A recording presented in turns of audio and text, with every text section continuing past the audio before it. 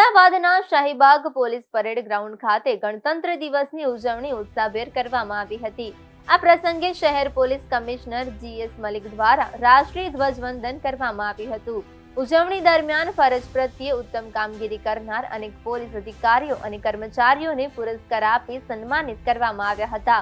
કાર્યક્રમ દરમિયાન કુલ 12 ટીમો દ્વારા પરેડ કમાન્ડરના નેતૃત્વ હેઠળ શિસ્તબદ્ધ પરેડ રજૂ કરવામાં આવી હતી।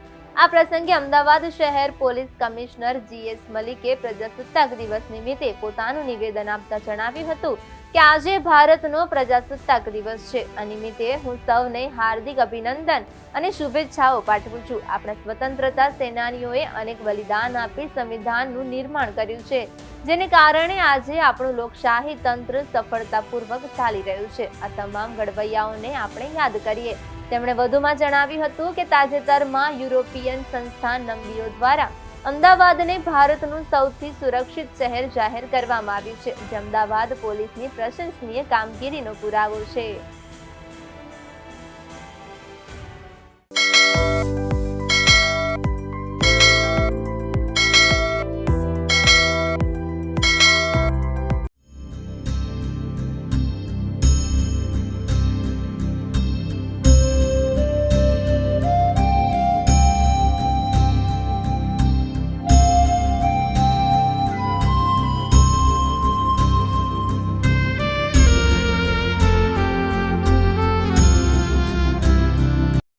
ભાવનગર જિલ્લાના જેસર તાલુકાના વીરપુર ગામે 77મા પ્રજાસત્તાક દિવસની ઉજવણી ઉત્સાહ અને ગૌરવ સાથે યોજાઈ હતી।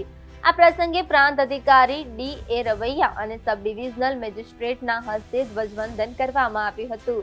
કાર્યક્રમ દરમિયાન રાષ્ટ્રની એકતા, અખંડતા અને સંવિધાનના મૂલ્યોને યાદ કરી સૌએ દેશપ્રેમની ભાવનાને મજબૂતનો સંકલ્પ લીધો હતો।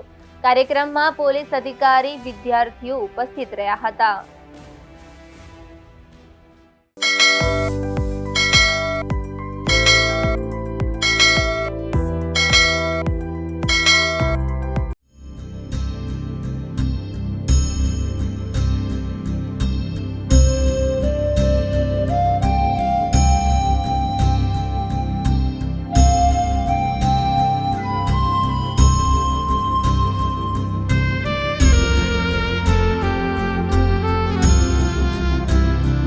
મહેસાણામાં 26 જાન્યુઆરીના રોજ પ્રજાસત્તાક દિનના શુભ અવસરે કોંગ્રેસ કાર્યાલયનું ઉદ્ઘાટન કરવામાં આવ્યું હતું।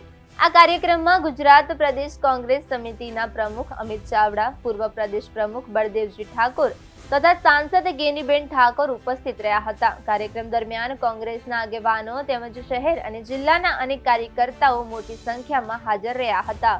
ઉદ્ઘાટન પ્રસંગે અમિત ચાવડા દ્વારા પત્રકાર પરિષદનું પણ આયોજન કરવામાં આવ્યું હતું, જેમાં તેમણે વર્તમાન રાજકીય પરિસ્થિતિ તેમજ કોંગ્રેસ પક્ષની ભાવિ કાર્યયોજનાઓને અંગે પોતાના વિચારો રજૂ કર્યા હતા।